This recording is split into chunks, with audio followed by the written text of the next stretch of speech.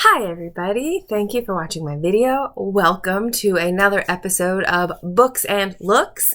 I'm Jen, and it has been a hot minute since I've recorded a video. I have been quite busy.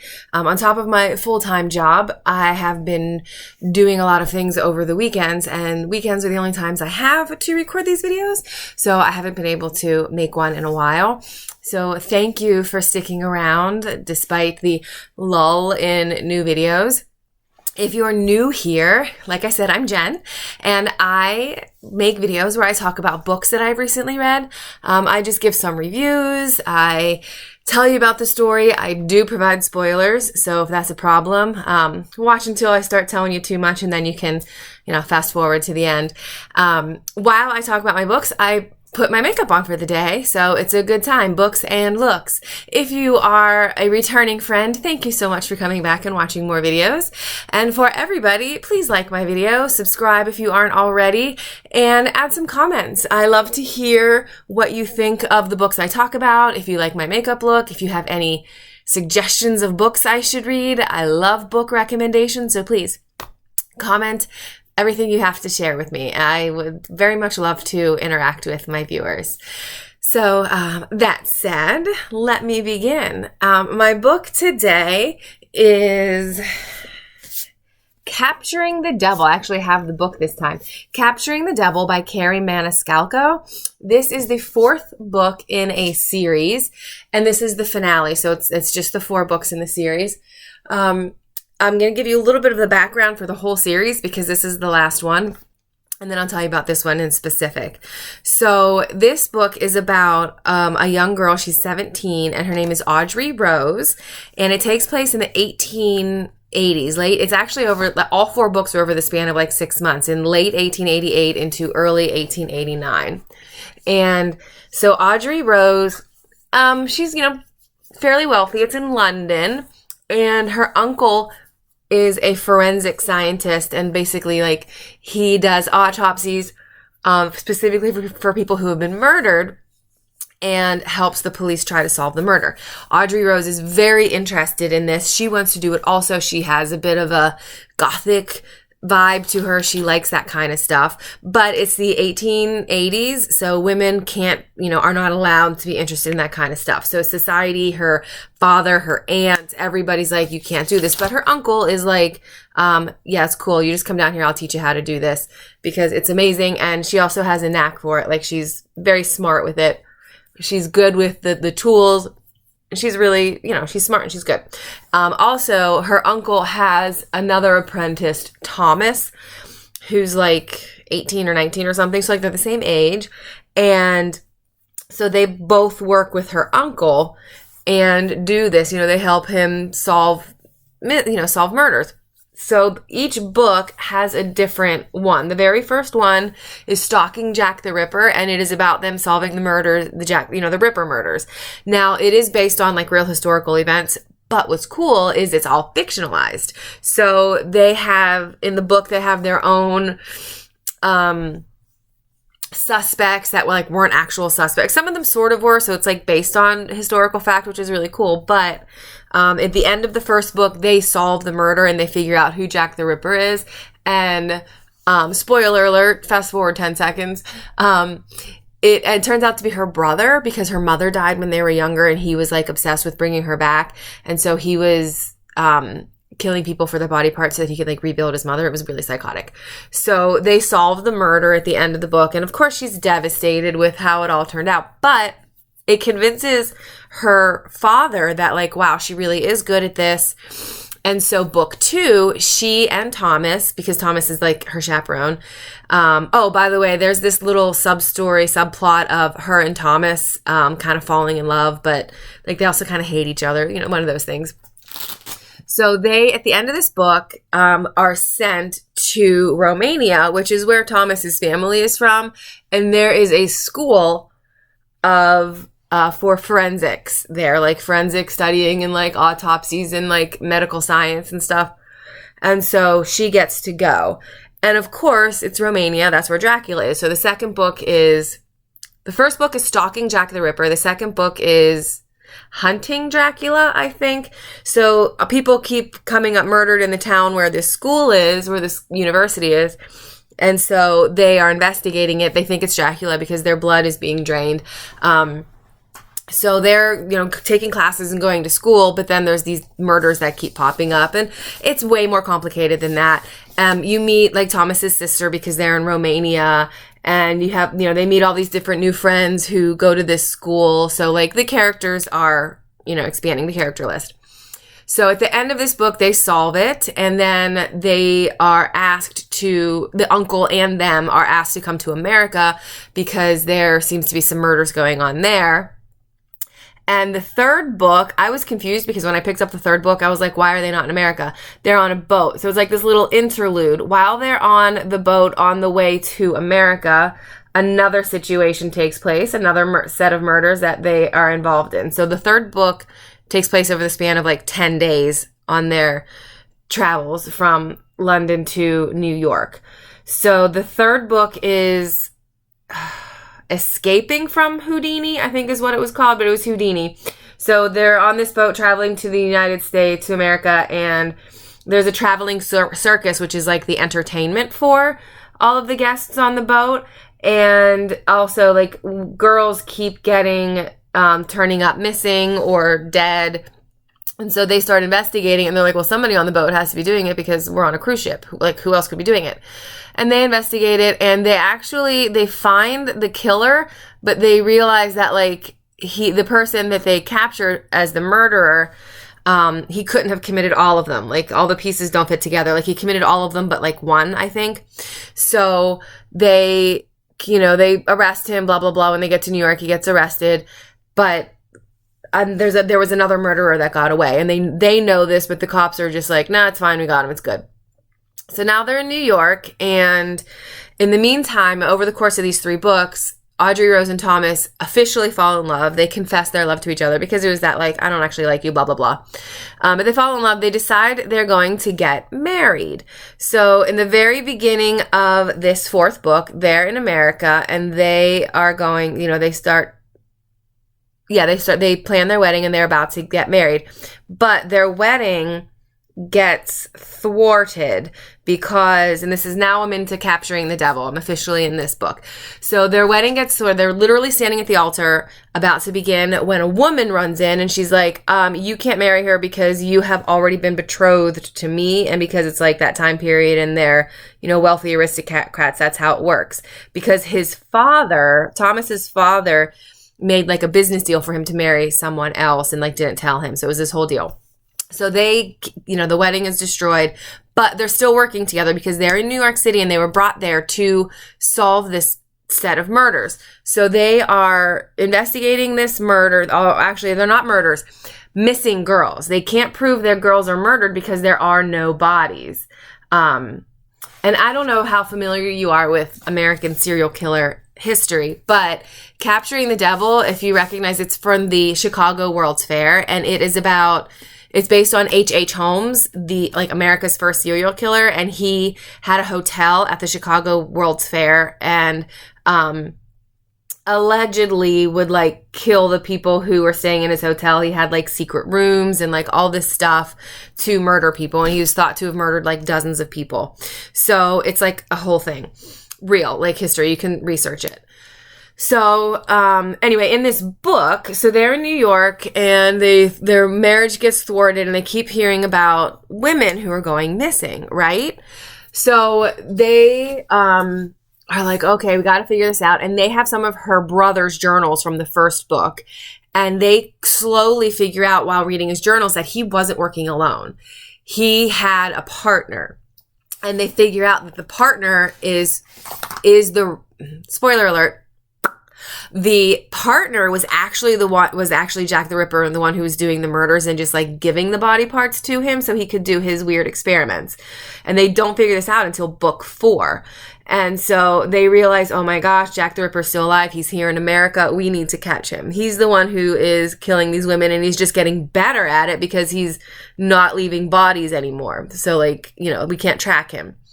Well, they figure out through the journals that this killer was planning on going to the Chicago World's Fair. So they leave New York and they go to the Chicago World's Fair, which, by the way, there's this whole the subplot of their wedding and how they still want to get married, but they can't because the betrothal, blah, blah, blah. So that whole thing is still also kind of happening on the downside. So they go to Chicago, and while they're there, they run into some of the circus people, because they also, when they got off the boat, they went to Chicago and, they're circus folks. So they were there doing, circusy things with the World's Fair, Chicago World's Fair. So she's like Audrey Rose and Thomas are real suspicious. Like, it's real interesting that you seem to be now around all of these murders as well. Like, there was a murder we didn't solve on the boat, and now there's murders here, and you're here too. So they start to suspect the ringmaster of the circus, who's like this really handsome 20-year-old guy that Audrey Rose is actually kind of attracted to, but she loves Thomas. Like, it's just like, he's cute, So like, there's that also little undertone there, which was really fun because, well, anyway, I'll get into that in a minute. So they're in Chicago, and like all these women keep getting, kidnapped, and like one of the girls from the circus was kidnapped, and then like they somehow made friends with like this person, this young girl that lives near them or something. I don't recall exactly how they met. And she's like, "Oh, well, I work at this pharmacy. You should come visit me sometime." And so they do, and while they're there, they meet H.H. Holmes, like Mr. Holmes. And so, of course, at this point, they don't know he's the killer. But, like, I knew American history and who H.H. Holmes was. So I was like, oh, my gosh, it's him. Like, this is the connection. But they don't see it. So that's kind of cool because, like, me as the reader, like, I knew he was the killer because I knew that historical thing, right? So that was really cool. So anyway, so the girl that they met, that they go visit at the pharmacy, she works for H.H. Holmes. And then they're talking with her, and she's like, oh, my gosh, Henry proposed, we're going to get married, blah, blah, blah. So like literally a week later, they're married, and Audrey goes to visit her at her house for tea, and she meets Holmes again. And Holmes is like, oh, hey, it's really nice to meet you, blah, blah, blah. And then she's there for tea for a little while. But then when she goes home later that evening, her house has been broken into. Her bedroom had been broken into, and all of her brother's, journals have been destroyed, and the journals had clues as to who the real Jack the Ripper / the murderer now is.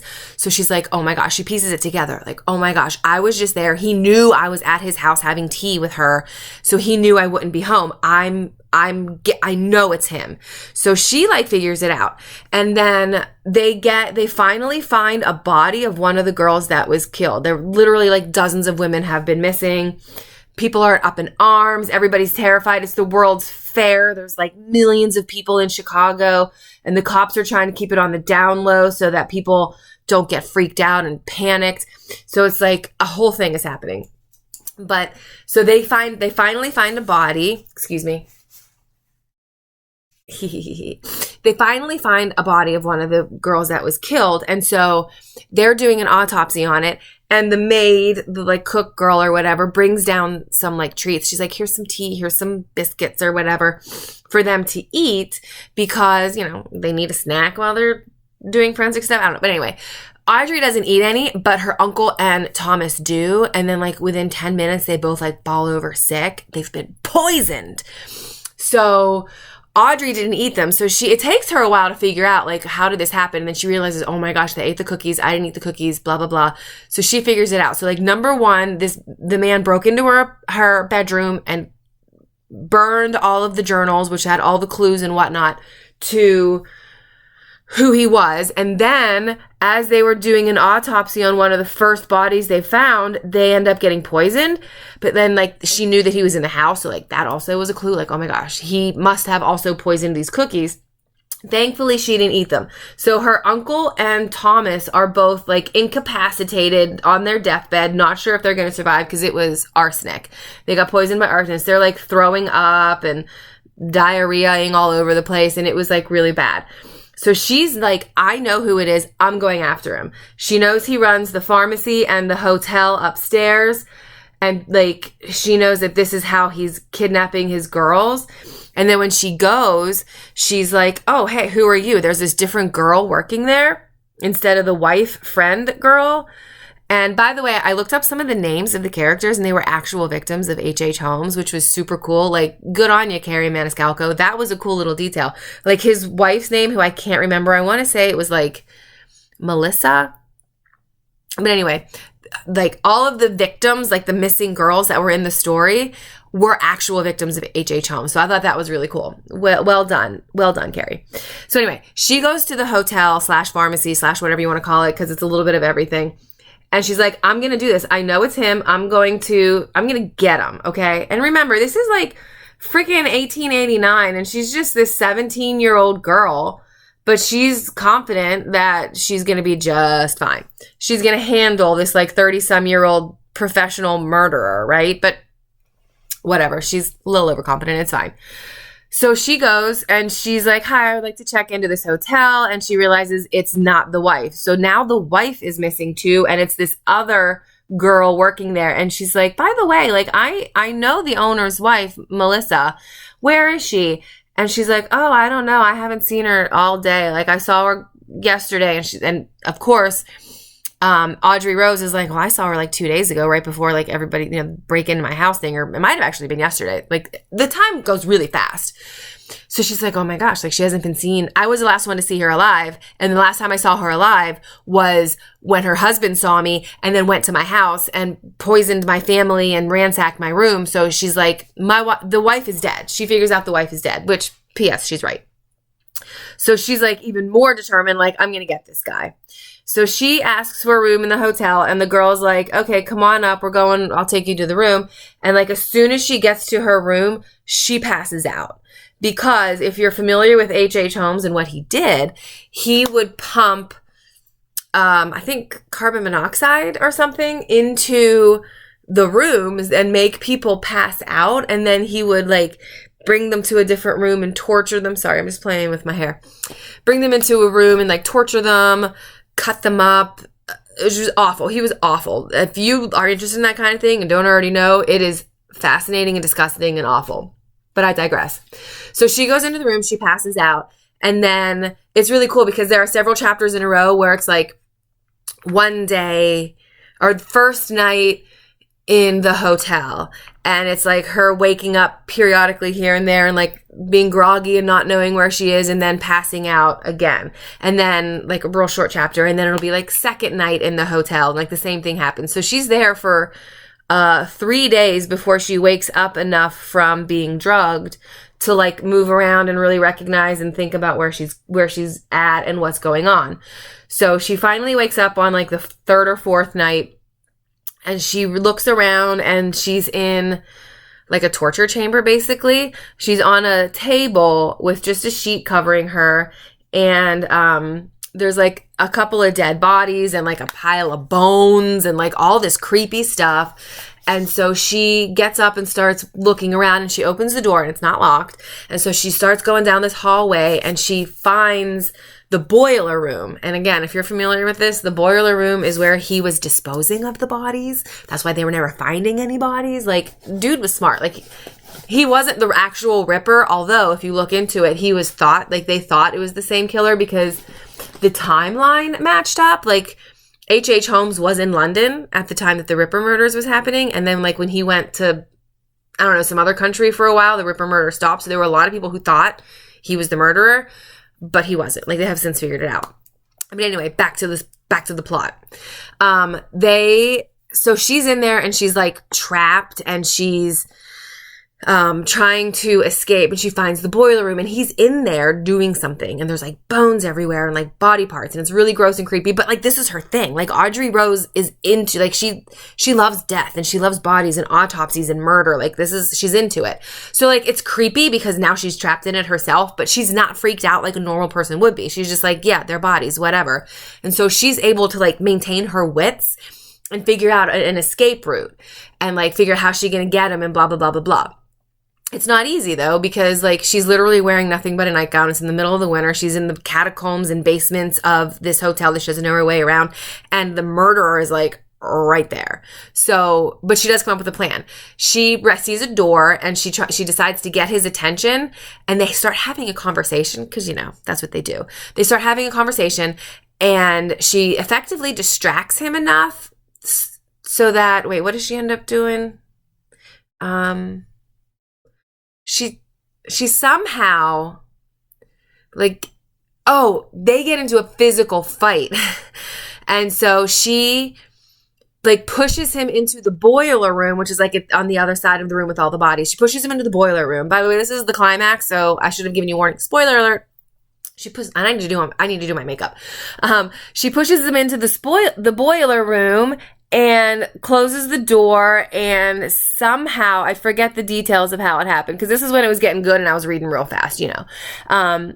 She somehow, like, a fire starts, and she starts escaping back out, like, down the hallway and on, trying to find her way out. But then she has, like, a guilty conscience. She's like, I can't, like, if I leave him there, then I'm a murderer too. So she, which is like, he's a murderer, like, let him die.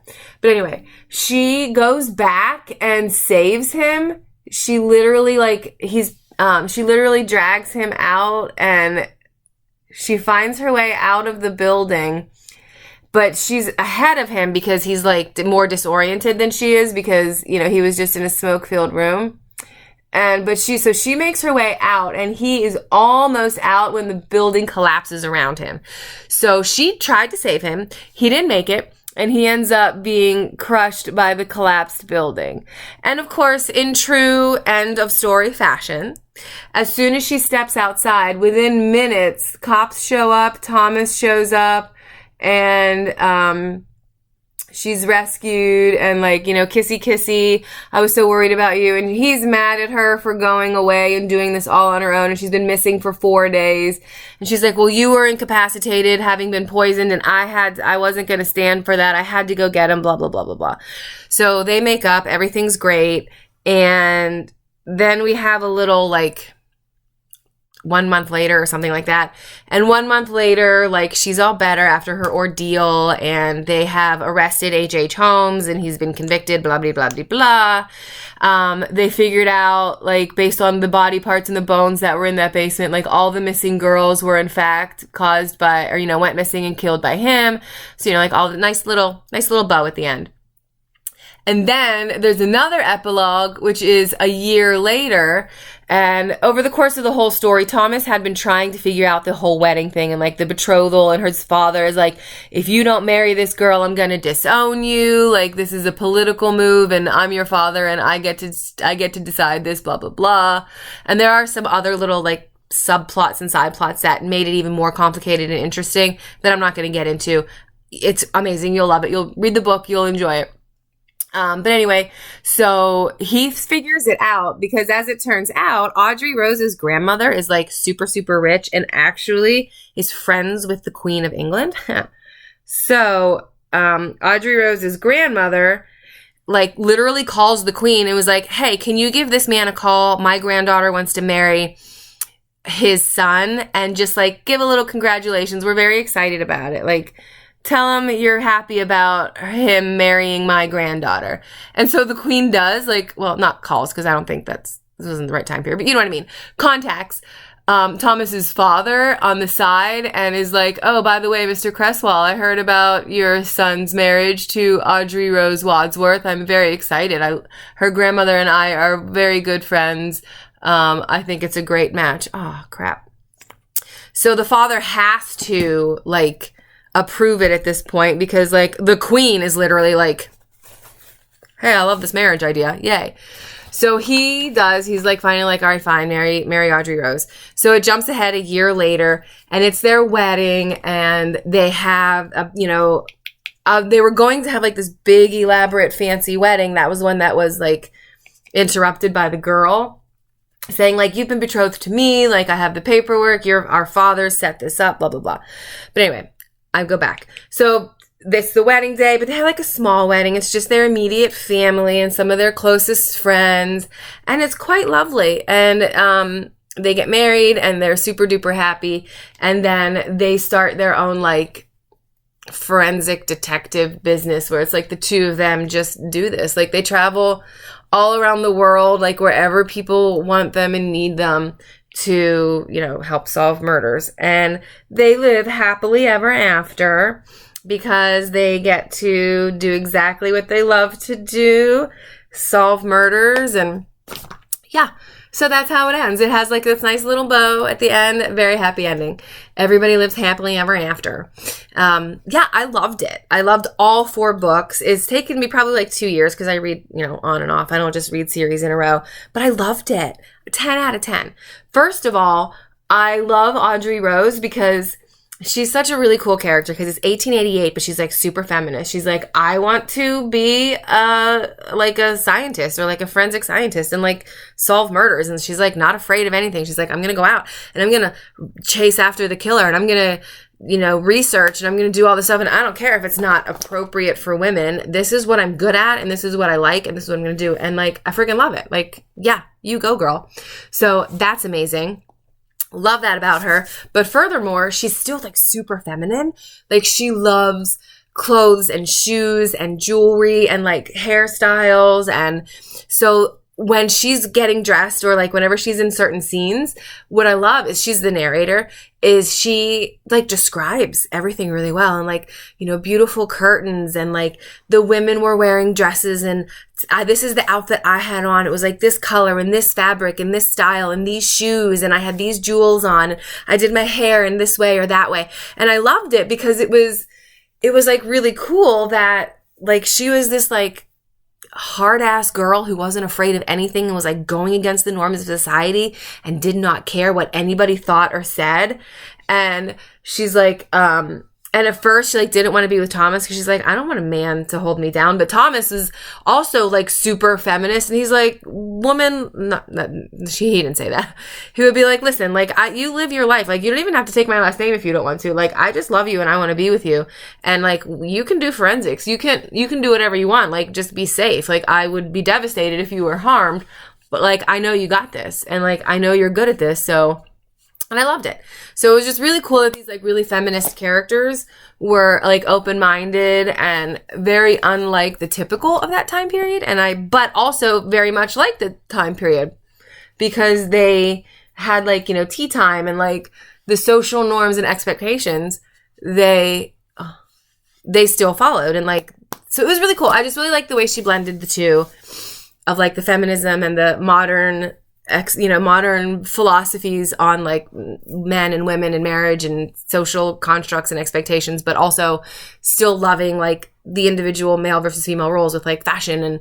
But Thomas was also super fashionable, which was really cool. Like he also loved to look nice and like helped her decide on stuff for her clothes. And she like hurt herself at one point and couldn't wear fancy heels anymore and can only wear flats. So he like designed and made a whole bunch of beautiful flat shoes for her to wear throughout the whole book so that she could still have beautiful shoes. Like it was just really cute little details like that. I loved it very, very much. I'm almost out of time. So, I hope you like my look. I went with like black because I thought it was like, you know, a little gothic, like, you know, murdery. I hope you like it. And I hope you like this book because I really like this book. If you would like to read any of them, highly recommend. 10 out of 10 across the board. Here is the book again. It is called Capturing the Devil by Kerri Maniscalco. Loved it. And they all have the same similar cover with Audrey Rose on it and her beautiful. And she's always got like a cool weapon. Love it. Highly recommend.